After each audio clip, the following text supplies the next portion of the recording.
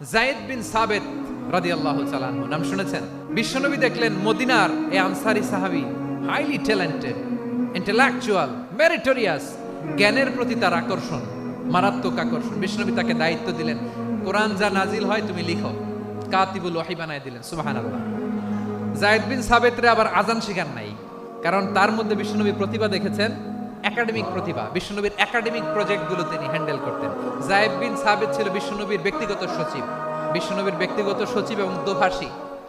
ইহুদিরা কিছু লিখে দিলে এটার অর্থ বিশ্বনবীরে বুঝায় দিতেন, আবার ইহুদিদের কাছে কিছু লিখতে হলে তিনি লিখে দিতেন। বিশ্বনবী একদিন বললেন, ইন্নী ওয়াল্লাহি মা আমানু ইয়াহুদা আলা কিতাব। ইহুদিরা যে চিঠি পাঠায় অর্থ তো বুঝি না, আরেক ইহুদি আইনে অর্থ করা লাগে। আবার ইহুদিদের কাছে কিছু লিখে পাঠাইতে চাইলে আমরা তো লিখতে পারি না, ইহুদিরে দিয়ে লেখা লাগে। ওরা যে পয়রা শোনায় লিখে দেয়, আমি ওদের বিশ্বাস করি না। আমার নিজের একজন লোক দরকার। বিশ্বনবী এই যায়েদ বিন সাবেতকে চুজ করলেন ল্যাঙ্গুয়েজের জন্য। উনি বললেন, যায়েদ, তোমার সফট স্কিলকে ডেভেলপ করতে হবে, তুমি হিব্রু ল্যাঙ্গুয়েজ শিখে ফেলো। যায়েদ বিন সাবেত বলল, বিশ্বনবীর মোটিভেশন আর ইন্সপিরেশন পেয়ে আমি 15 দিনে ইহুদিদের এই হিব্রু ল্যাঙ্গুয়েজ শিখে ফেললাম। শুধু শিখে ফেললাম না, হাত্তা হাদিকতু, even I became master in the language.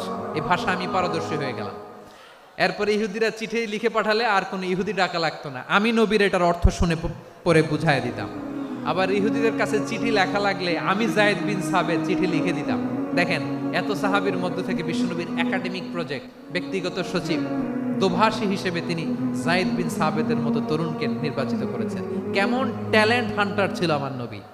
বিশ্বনবীর ইন্তেকালের পরে সাইয়েদনা আবু বকর রাদিয়াল্লাহু তাআলা আনহু যখন খলিফা হয়ে আসলেন, কোরআনকে সংকলনের দায়িত্ব দেয়া লাগবে, কোন সাহাবীকে দিবেন?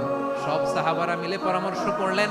সাইয়েদনা আবু বকর, ওমর সবাই মিলে এই বিশাল কোরআন সংকলনের গুরু দায়িত্ব বিশ্বনবীর ব্যক্তিগত সচিব, বিশ্বনবীর দোভাষী, বিশ্বনবীর সিলেক্ট করাইলো যায়েদ ইবনে সাবেত রাদিয়াল্লাহু তাআলা আনহুকে দিয়েছে। এই যে আজকের যে কোরআন পড়েন, এটা আগে এরকম ছিল না।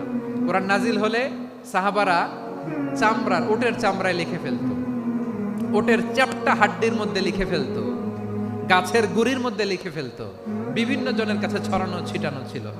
আবু বকর রাদিয়াল্লাহু তাআলা আনহু একসাথে করলেন, পরবর্তীতে ওসমান রাদিয়াল্লাহু তাআলা আনহু একসাথে করলেন। 114 সূরার এখন এই মুসহাফ, এই কম্পাইলেশন, এই কপি আমরা পেয়েছি, যার হিউজ কন্ট্রিবিউশন ছিল।